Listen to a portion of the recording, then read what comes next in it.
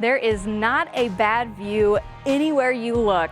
I'm WEIU's Lacey Spence, and today we are taking a hike to Allerton Park and Retreat Center. We'll share why you should visit with your family. Coming up on Take a Hike. Take a Hike on WEIU is supported by Roll King, America's farm and home store, camping supplies, kayaks, fishing and pet supplies, and more. Find your store and more information regarding Roll King at rollking.com.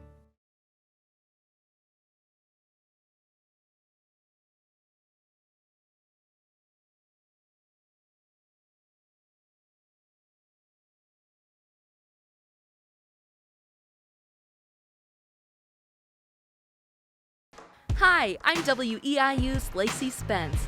I've lived in Central Illinois my whole life, and if there's one thing I've learned, you don't have to go far to find the beauty of the great outdoors.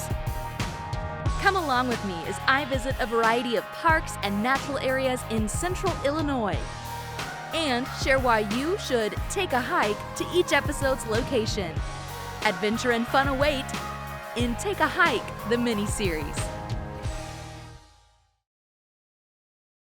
Thank you for joining us for this episode of Take a Hike. I'm your host, Lacey Spence, and today we are at Allerton Park and Retreat Center. We've got two guests here today. I'll go ahead and have you introduce yourself. We'll start with you closest to me. I'm Alex Loris. I'm the Senior Coordinator of the Natural Areas Management here at the park. I've been here for 4 years now and enjoy every day. Awesome. I'm Bridget Frericks. I'm the Associate Director of Advancement. I've been here for just over 8 years. Excellent. So we've got two people here who love their jobs, love Allerton, and are going to fill us in. So first off, what is kind of the background of this location? I know there's ties to the University of Illinois, and we'd love to learn more. Yeah, well, it's an interesting history. So if you have more time and you're interested, we do have a couple books on the topic. Wow. But I'll try to give a brief overview as I can. So Robert Allerton was born in 1873. And in Chicago, his father Samuel is actually where the money came from. So that's a question we get a lot. So when Robert was born, this land here in Piatt County was put into Robert's name. And fast forward a little bit, he studied art in Europe with a friend. I guess was a self-proclaimed failed artist, burnt all of his paintings, so the story goes, and moved back. And at that time then, he and his father discussed that he would move down here to Piatt County and manage the farms that were here in Central Illinois. So then he built he had his farmhouse built, the mansion here in 1900. And then from there just started expanding into different gardens, and he would travel during the winter and collect, different art and sculptures. Sometimes he would have a space in mind. Sometimes he would just, need see something that he had to have and commission the artist to make a replica or to make it, or he'd purchase it from the artist. And then, so fast forward a little bit longer, in the late 1930s, he and his partner John Gregg were traveling in Hawaii on the island of Kauai and found some land there. And so they built another estate there, much different than this one. It's right on the beach, a little bit more modest, but beautiful gardens. And anyway, then in 1946, officially, as they were going back and forth between Kauai and Monticello, Robert was getting older. That's when they donated the estate to the University of Illinois. So it was getting a lot to manage, both propities, and decided to kind of retire to Kauai. So, You chose Hawaii over Central Illinois. Right, yeah. So it became part of the University of Illinois.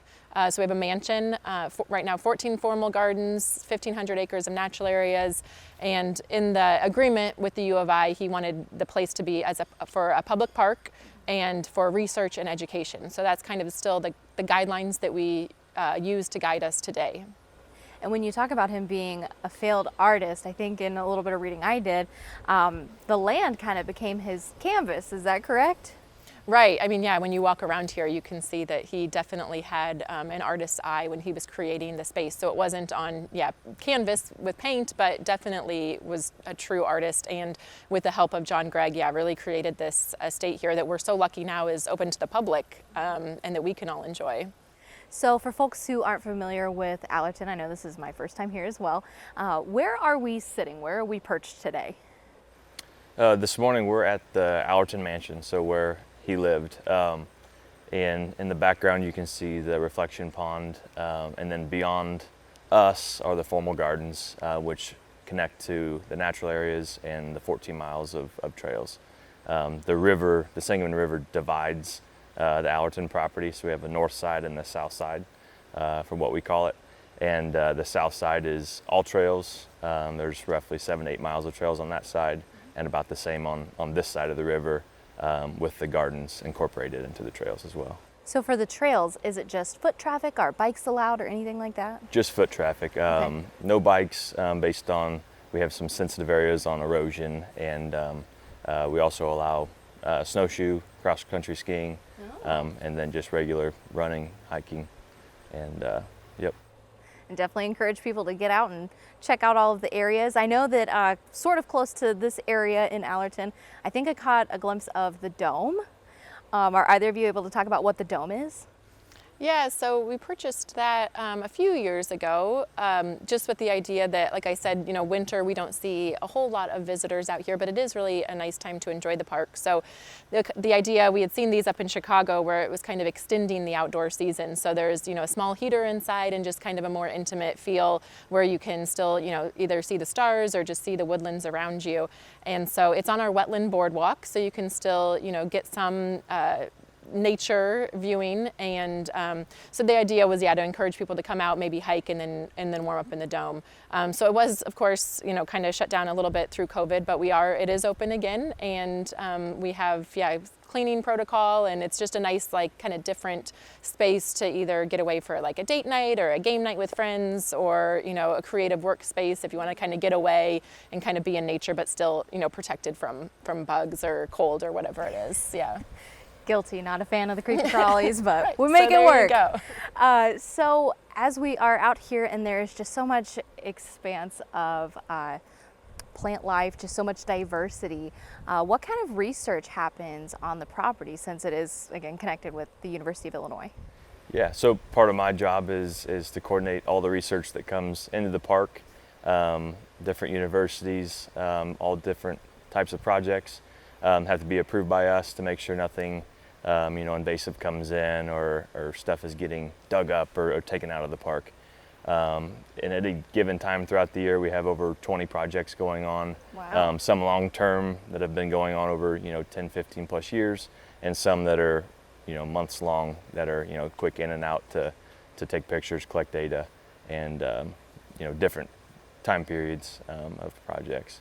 But we have mud puppy salamanders in the river that people have researched and trapped and put pit tags on to later capture and then see, if they've grown or where they've relocated to, and cool stuff like that. Beetle research, bats, birds, large and small mammals of anything. So, and it changes throughout the year. Some projects are new and some projects are continued. Is there one of the projects that you find maybe most interesting?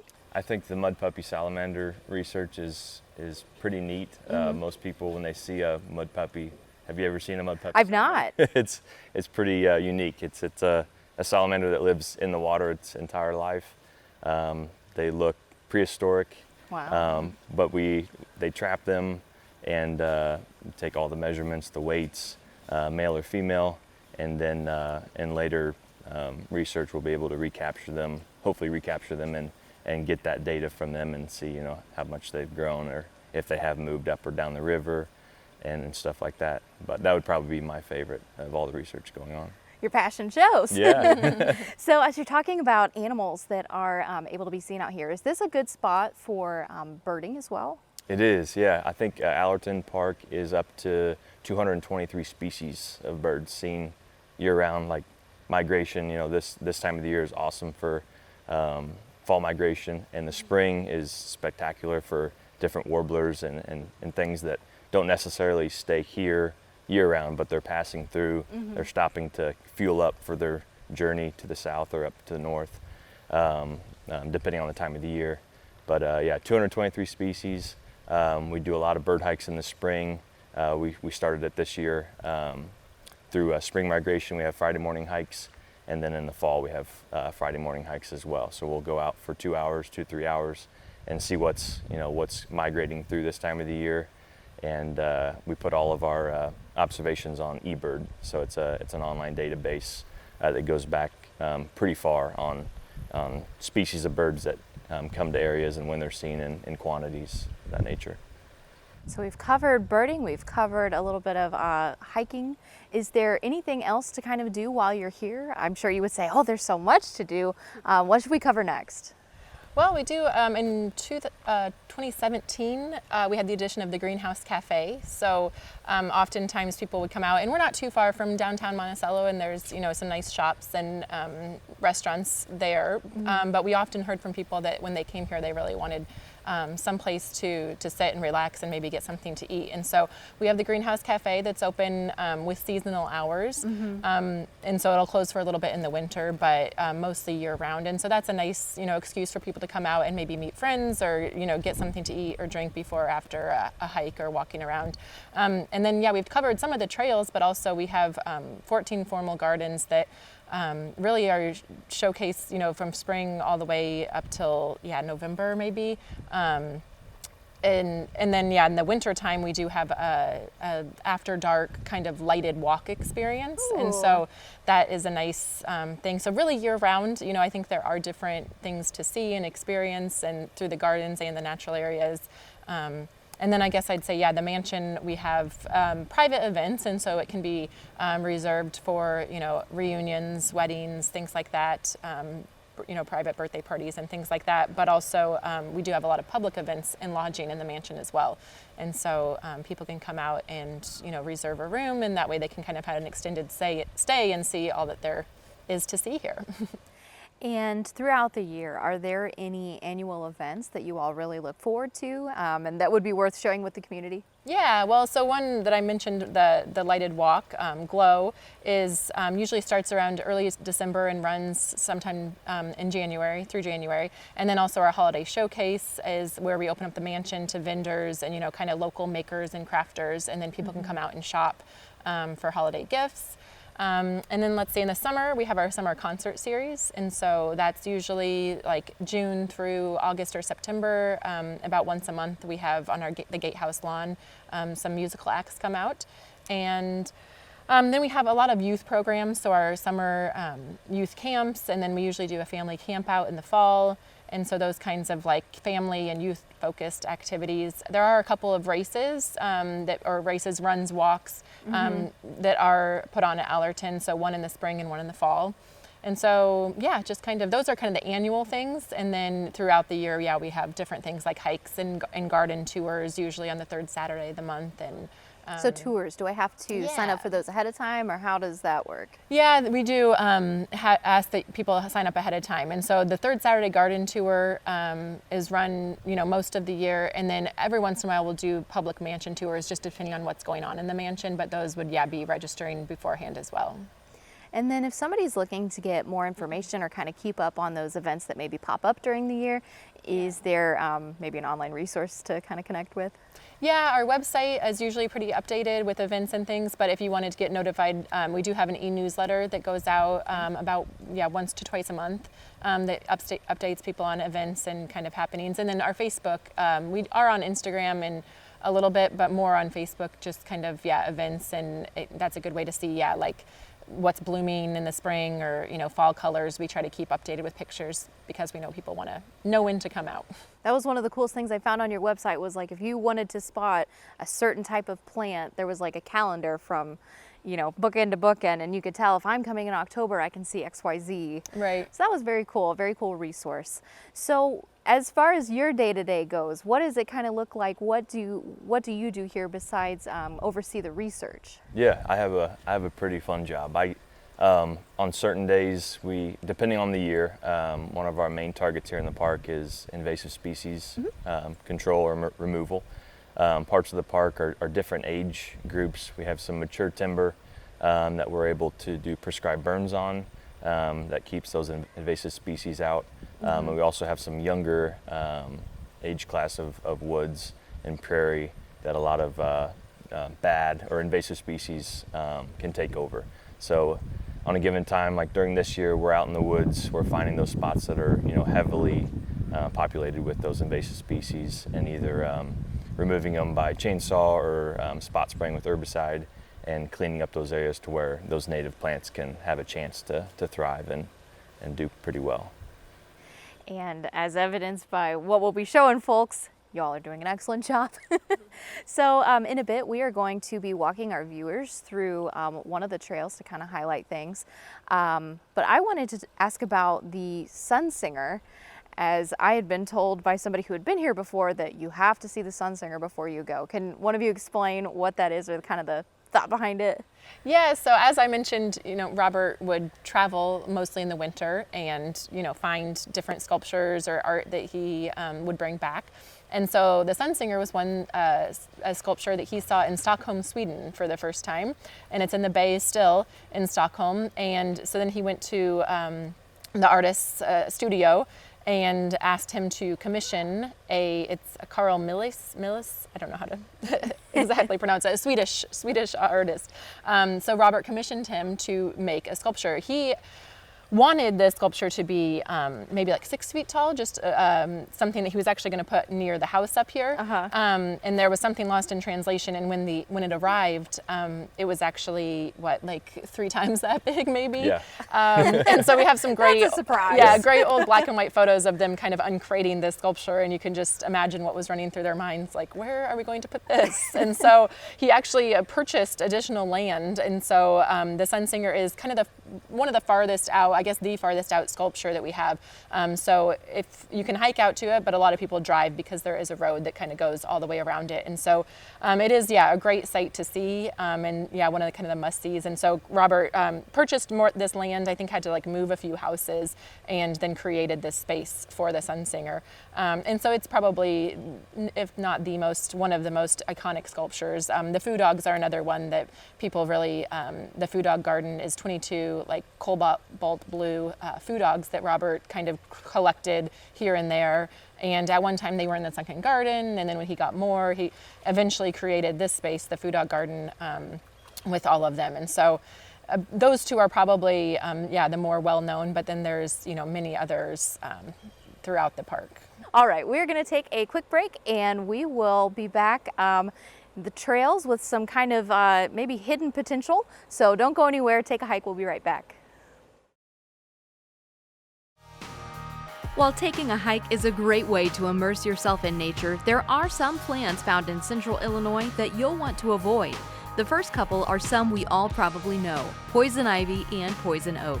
There's a toxin called urushiol oil in the plant's sap, which causes skin rashes and blisters when they contact our skin. Poison ivy can grow as a vine or a low shrub and can be identified by its trifoliate leaves. Just remember, leaves of 3, let it be. Poison oak can also be identified by trifoliate leaves, but it's a shrub with oak-like leaves. Other plants that can seriously irritate the skin are poison hemlock and cow parsnip.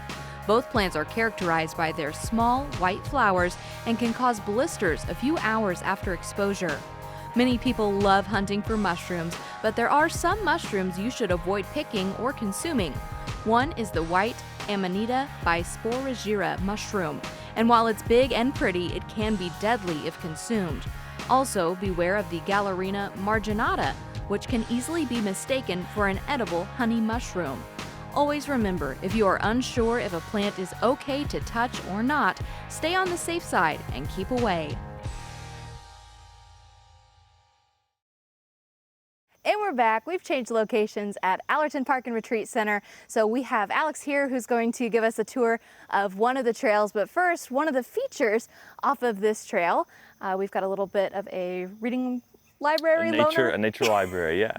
So how long has this been here? This is pretty fresh. We put this in this summer, so the summer of 2021, donated by one of our master naturalist groups, or Glacier's Edge. This used to be just woods to where we kind of mowed a little spot, and you can see we've got some stump seats, and then we've mowed around some areas where you can hang a hammock, grab a book from the nature library, bring your own book, have a picnic, whatever you want to do. So it's a nice little quiet spot to where different times of the year, we've had in the winters we have some bird feeders up, and just a neat little spot to sit and enjoy Allerton. And one of the things you actually showed us a second ago inside, there's a bit of a logbook where people can kind of talk about what they saw while they were here. Yep, so it's kind of interesting. There's people that visit the park If they want to write, who they're with or what they saw, we have entries of, we saw 4 deer on the Orange Trail, and some people trace leaves in there, and it's really cool just to see what people write in the book. A shared experience, and then if somebody sees something in there, I want to see the deer. That's I right. need to be looking out for that. That's right. So obviously we are not behind the posh mansion anymore. We've gotten a little bit more of rugged terrain. So what part of the park are we at now? So we're still on the north side of the park. We're just outside of the main parking lot for the mansion. This is part of the Orange Trail. Gotcha. So this trail is somewhat new within the last couple of years, to where it's a nice shortcut from the mansion parking lot and to the Food Dog Tower, or the Food Dog Garden, as I should say. Excellent. So I think we are going to kind of follow you down Cool. the trail.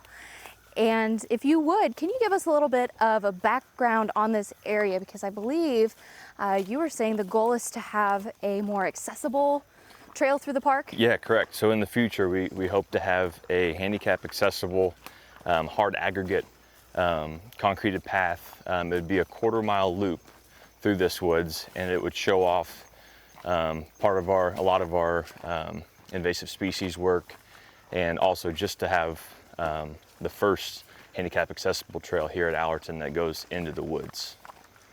And this is also part of the glow walk in the winter. Okay. It's kind of like, we call it the dark zone. So there's some solar lights and string lights, and it connects to the Food Dog Garden. Which is so important. Again, we've kind of stressed it in a couple episodes, but it's awesome to be able to lean more towards a side where you can make the nature more accessible for everybody. I'm sure that's a huge goal. Exactly. here at Yeah. Allerton. We would love that for everybody to be able to, enjoy what we do every day and be out in the woods and, feel a little bit more, to yourself or close to nature. And then you were talking that a lot of the invasive species work goes on in here? Yeah, in a spot just around the corner. So this woods is a little bit younger than some of our woods. Like I was saying, the south side has some really mature oaks and hickories.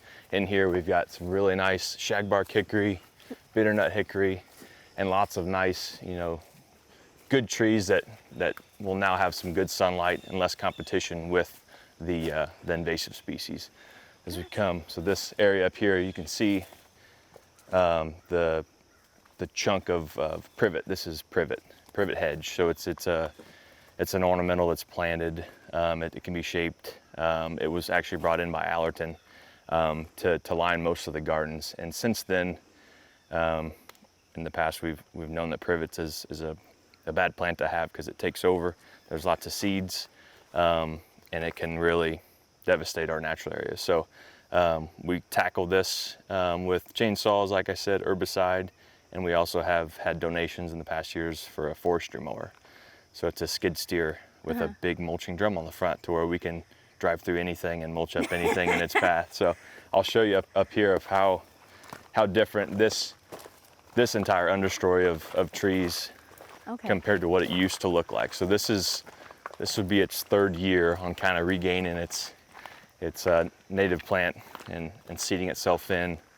The fauna's coming back. That's right. I'll take a dive in here and I'll show you how thick and tall this stuff is. But this is privet, so this is our invasive. This is one of our bad ones here in the park that we're slowly really getting a tackle at. And it grows up to 10, 12 feet tall, sometimes bigger, multiple stem, to where you can see underneath there's little to no native plants. So it's bare soil most of the time, compared to when you look across the trail where privet has been tackled in the past. And we do our prescribed burns. So our prescribed burns are one of our easiest and biggest tackles on invasive plants, because these plants aren't tolerant of fire. Now, as we're emerging from the wooded trail. This is the great part of Allerton Park. When you're walking and you may not be well versed on what gardens are here, and then all of a sudden you pop out into a spot like this where you're kind of taken aback. You're like, wow, what is this? Surprise! Can we take a little walk on in? Yeah, sure. You fill us in. Who are these critters?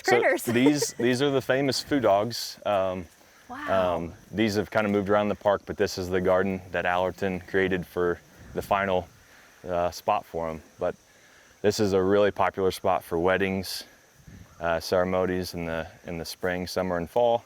You can see someone's enjoying the tower. We have a spiral staircase that goes up to the top, and you can see all the way down the food dog garden, as well as the vine walk, which will get you back to the main parking lot.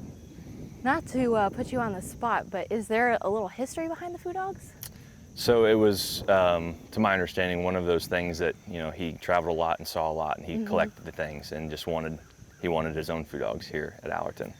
Well, he definitely succeeded. I'm terrible at math, but guesstimating how many food dogs there are? I think there's 22. I think there's 22. We'll look around and count. Yep. There's several. Yep. Another reason to take a hike to Allerton Park so you can count the food dogs for yourself. Well, awesome. And we had our recent viral, as you should say, Facebook. We had a bee swarm in the mouth of one of these food dogs. Oh man. And thousands of bees. And it was, bee swarms, they'll move around. So it's not like they took residence in the mouth, but they checked it out for a bit and then they were on their way. It was pretty cool. A lot of people got to see it. And so then other than the food dogs, I don't think we're gonna actually take the trek to it, but there are also some other sculptures within some of the trails here. Yep. Can you give a quick chat about what those are? Yeah, so on the Orange Trail that incorporates the food dog, where we came through the little library, the nature library, there's an old fish pond kind of set in the woods just a little bit beyond us. And there's the gorilla and the bear statue, which came back within the last 5 years. They were in storage for a while, and then they came back out to the park. And then the centaur, as Bridget says, one of her favorites, and it's one of mine as well. It's the same thing to where you're hiking, and then all of a sudden, it's a big centaur statue. And it's more back in the woods and really unique, as well as a sun singer, to which you can drive around. Well, it sounds like around every twist and turn, you're gonna find something new or different at Allerton. That's right. Awesome. Well, Alex, thank you so much for our little tour here. Yeah, thank you. Thank you for having us. And we thank you, our viewers, for joining us for this episode of Take a Hike. We hope you will join us next season.